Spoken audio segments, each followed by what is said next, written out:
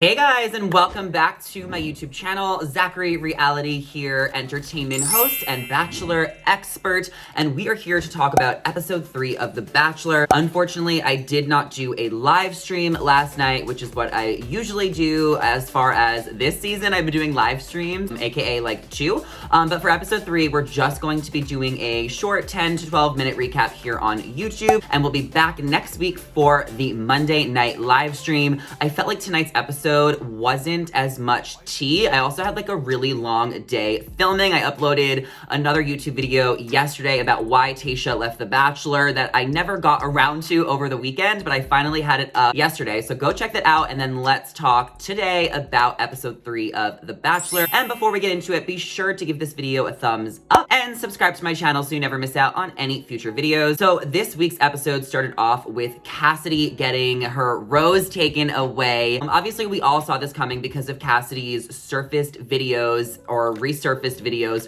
or those videos that were surfaced from her close friends list that she posted. Videos of Cassidy that were, screen recorded from her close friends list. Somebody from her close friends list sent it to Reality Steve. It got all over Twitter. It got all over everywhere. And it basically sealed Cassidy's fate. So we knew going into the episode that Cassidy was going to go home. We just didn't know how everything was going to play out. And then we saw it all play out on last night's episode, where Cassidy was confronted immediately from Clayton because Sierra told Clayton that Cassidy was talking to some guy back at home that she couldn't wait to see, that she was FaceTiming in the hotel. Cassidy and asked her, what's this about? What does this mean? And Cassidy was like really blindsided and upset, crying, and she was basically begging for her rose. She was begging to stay. She made it clear that she's actually into Clayton and that the other, girls in the house weren't even into him. I felt Cassidy was being genuine, but I also feel like she shouldn't have brought it up to Sierra on camera. Obviously, she didn't know she was being filmed. She didn't realize it was going to be a storyline. She let her guard down. Either way, I understand why Clayton decided to send her home, because it was just too messy. And I mean, he took the rose back. I mean, it was kind of iconic.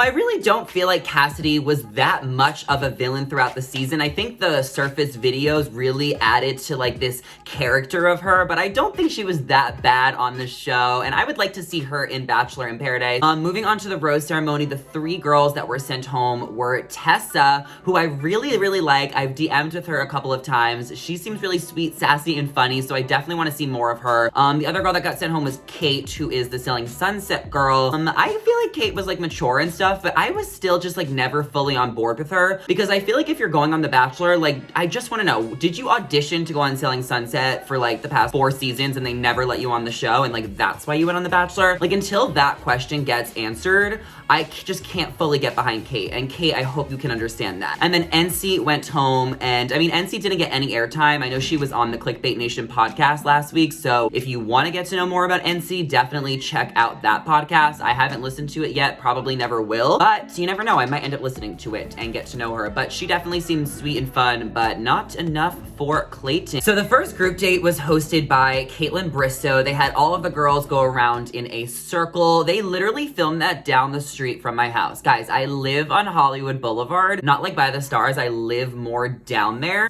just giving out my address or whatever. And like, why did I not know that they were filming this? I would have been like out there chilling. Like, maybe they would have invited me into the group date. I don't know. But Kaitlyn Becca had all of the girls go around in a circle, and Clayton and everyone was open and vulnerable, talking about their past experiences, not feeling loved, not feeling worthy. We definitely wanted to pull out our heartstrings and get those feels, and it definitely worked. Eliza ended up being one of the shining stars of the group date, as she received the group date rose. I really liked her a lot. She definitely stood out to me. I don't think her and Clayton have a connection. I don't think she is going to be a front runner, but I do think that she has a great personality, and I think that she will probably go to Paradise. I mean, I feel like most of these girls are going to go to Paradise. Another girl that stood out to me during the group date was Serene. She is in my top 4, and to give you guys like my updated top 4, I believe it's going to be Rachel, Gabby, Serene, and who is the other girl? Susie. That is who I think is going to make the top 4. That's just my prediction. I don't read spoilers. That's kind of where my head's at right now, and I feel like Serene is getting enough airtime where her connection with Clayton is definitely going to blossom, as well as Rachel, because I feel like Pilot Rachel is my winner pick, and I think that what they do for like the winner and like sometimes the top 3 is they kind of try and show their connection subtly for the first like few episodes, and then they like really show them and blossom towards the end of the season. This way it doesn't make it too obvious and they don't give away the winner. For the one-on-one date, it went to Sarah, who I am totally loving right now. I think she's really sweet and cute. I hope that she makes it pretty far. If not, she'll go to paradise. Her and Clayton had to run around naked in downtown LA. Really awkward. Like, who's trying to run around naked? Not me. Or they had to do like a relay race. Becca Kufrin hosted it. We love to see Becca. And another point I wanted to make, and I put this on TikTok, but I feel like they have these hosts, you know, come in to host different group dates for a reason. No one's just there by chance. They're always there to like promote something. So I feel like The Bachelor wanted to have Becca there to keep her relevant in the franchise because she hosts, you know, the Bachelor Happy Hour podcast. She hosts Bachelor Live on Stage, which I am going to go to. So if anyone is in LA, I'm planning on going to the Thousand Oaks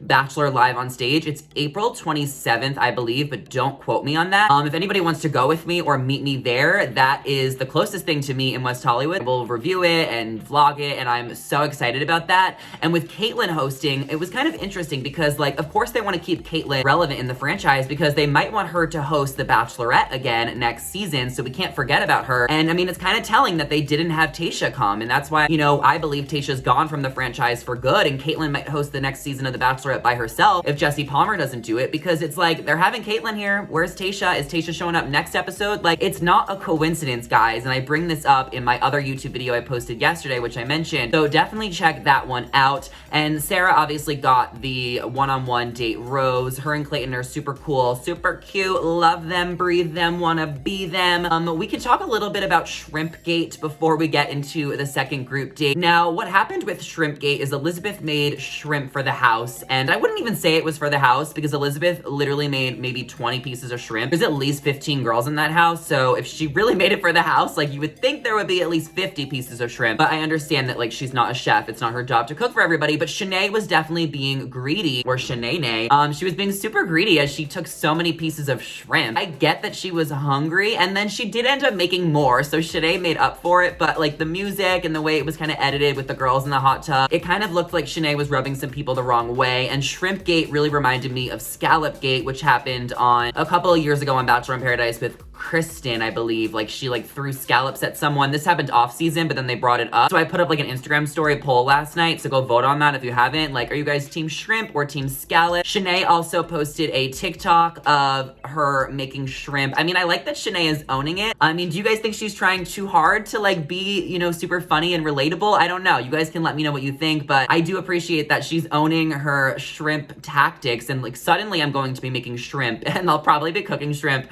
tomorrow. I haven't had shrimp in so long. I like to mix things up in this household, but I haven't made shrimp in a while, so I'm kind of craving shrimp right now. But it kind of seems like Elizabeth and Shanae, they're still a little bit on awkward terms, and they kind of get into it again in the second group date, which was a Baywatch group date, which I think was super hot, and I super much love the Baywatch group date, seeing all the girls and Clayton in red. I'm still not finding Clayton super attractive, guys. He's very much like a 6 or a 7 to me. Okay, maybe a 7, like he's really hot and muscular, but it's just like, he's just so meh to me. He's just not super charismatic. He's like a nice guy. Like, I don't hate on him, but he's just not like super like sexy to me. Is anyone else feeling the same way? Well, Gabby ended up being the shining star of the group date, and she got the group date rose, so we know she is a front runner. But Shanae really lost me during this group date again, and you guys know I always want to root for the villain, and I still like Shanae, but it just kind of looked a little desperate the way she made out with him in front of all the girls. It was just a little too much, not the right timing. I know she wants to make waves and make herself noticed, but it was just a little too much, Shanae. You gotta pull it back. It's just not the vibe. Shanae brought up to Clayton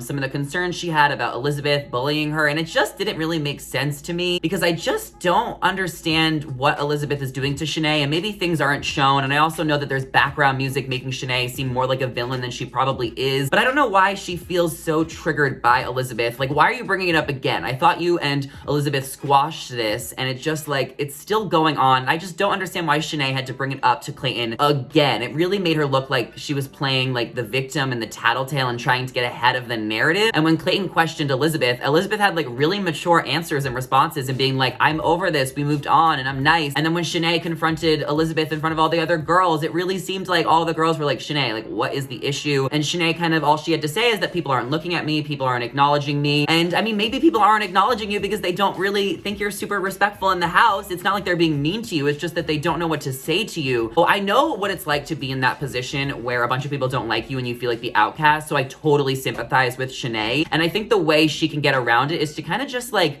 stay low, not try and get mad at everything and not overthink things. I know it's so hard when like people are ignoring you and it's obvious, but if I were Shanae in the house, I would just be like, try and not overthink everything and try to just like go with the flow and see if like you can connect with a few of the girls, maybe not like the core group, but try and at least make a few friends in the house and not put yourself more of an outcast as you are. But I don't think she'll take that advice. Well, the show's already filmed, but I think it's gonna be really rough for her the next few weeks, but I'm looking forward to it. I'm definitely team Elizabeth, but I'm still, you know, I still have a soft spot for Shanae, and I hope to see, you know, the two of them make amends, but I don't think that's going to happen. So it's gonna all go down at the Women Tell All. Trust and believe.